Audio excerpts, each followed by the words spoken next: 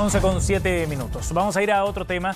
Continúa la revisión del proyecto de pensión garantizada universal en el Congreso. Las comisiones de Trabajo y de Hacienda en paralelo en el Senado están analizando los detalles de esta iniciativa. Vamos a ver cómo viene el proyecto, cómo se avisora esta discusión. Conversamos con el senador de Renovación Nacional, José García Ruminot. ¿Cómo está, senador? Buenos días.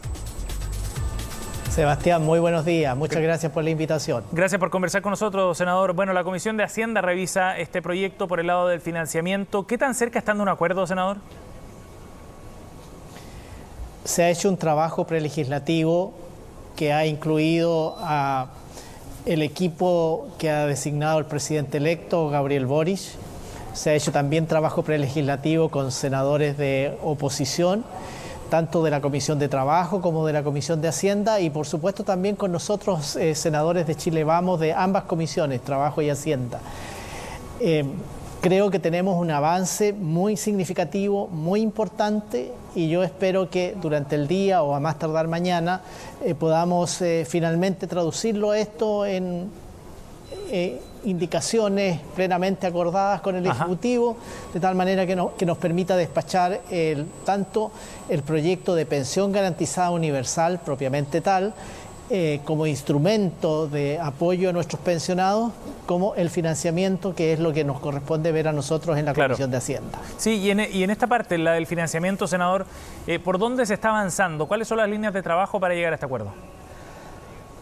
A ver, en primer lugar yo quiero recordar que el Consejo Fiscal Autónomo, una de las sugerencias que había hecho es que una de las fuentes de financiamiento, que era recurrir al Fondo de Revalorización de Pensiones, disminuyendo el aporte al que estamos obligados de hacer todos los años, consideraba que el ideal era cambiarlo, porque Chile necesita, y particularmente en el Fondo de Revalorización de Pensiones, más aportes, no menos. Claro. Más ahorro, en definitiva, no menos ahorro. Entonces, el Ejecutivo, en estas conversaciones que hemos tenido, ha accedido a ello, y por eso estamos pasando de que el proyecto tributario, el proyecto de modificaciones tributarias, el proyecto que va terminando con algunas exenciones tributarias y va disminuyendo otras, está pasando de tener una... de representar un 0,35 del Producto Interno Bruto a 0,67 del Producto Interno Bruto, sobrepasando con creces lo que el propio Consejo Fiscal Autónomo había señalado. Entonces yo creo que estamos cerca. Senador. Dentro de las cosas que ha propuesto el eje. Sí, Sebastián. Sí, ahora, sería necesario, para seguir con esa lógica, estamos en el 0,66% del PIB. ¿Sería necesario llegar hasta el 0,95%, que es lo que cuesta el total del proyecto? ¿O es necesario quedarse en este punto para no avanzar, como decían en el Ejecutivo, hacia una reforma tributaria, que es lo que sería prácticamente ya llegar a ese nivel de recaudación? El proyecto está financiado. Yo en eso quiero ser enfático, quiero ser categórico. El proyecto está financiado. Se financia con este 0,66, 0,67 que estaríamos acordando mediante modificaciones tributarias. Claro.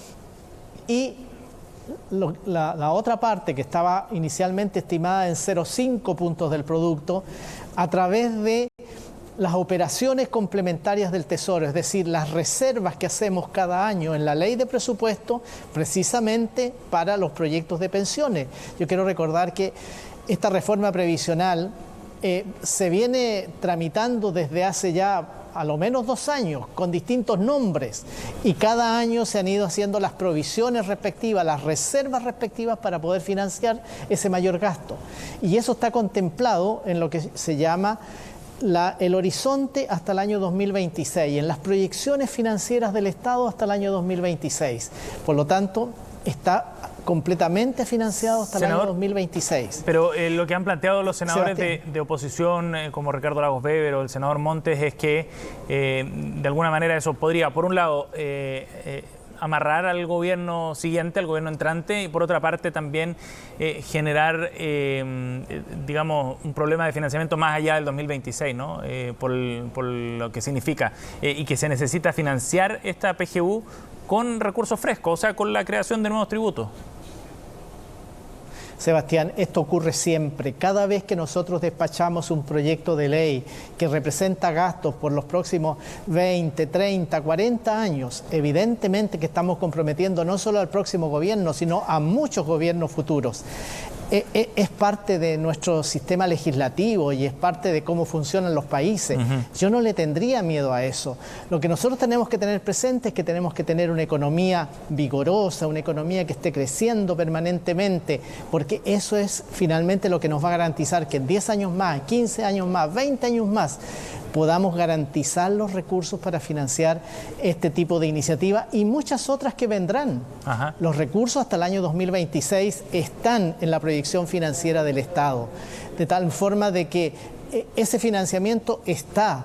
Y es lo que hacemos siempre, cada vez que despachamos un proyecto que tiene beneficios que se proyectan en el tiempo por muchos años. Quienes participamos de la Comisión de Hacienda, quienes participamos de la Comisión de Presupuestos, sabemos que esto es así y siempre hemos legislado de esta manera. Senador, entonces, ¿no sería necesario avanzar más allá de este 0,66% del PIB para completar la negociación, digamos? Se lo pregunto por la insistencia que hay en avanzar un poco más allá y generar estas nuevas formas de recaudación de recursos frescos. ¿Qué inconveniente ve usted en ese punto, senador? Yo quiero insistir en que los recursos están en la proyección financiera, están con esta finalidad, mejoramiento de pensiones, de tal manera de que es simplemente cumplir con lo que ya aprobamos en la ley de presupuesto para este año 2022. Y que, reitero, está en la proyección financiera para el 2023, para el 2024, para el 2025, para el 2026.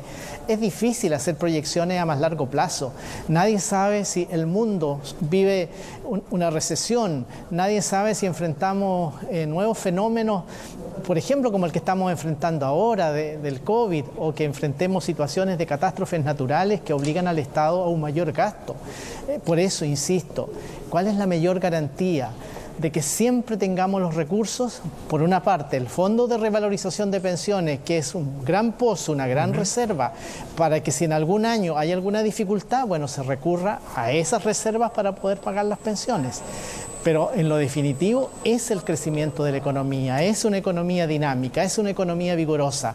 Eso es lo que nos permite, a través de la recaudación tributaria, garantizar el financiamiento del mediano y largo plazo. Senador, vamos al detalle de cómo se va a financiar la PGU con estos términos de exenciones o nuevos tributos. ¿Qué aspectos van a quedar contemplados dentro de esos cambios? Si es que nos pudiera adelantar algo en términos de dónde va a estar el foco finalmente para generar recursos frescos. Sebastián, yo conozco una propuesta del Ejecutivo que yo me imagino que el ministro de Hacienda la va a explicar ahora en la Comisión de Hacienda. Nosotros estamos en este minuto sesionando, yo estoy con una autorización de la presidenta para venir a atenderlos a ustedes.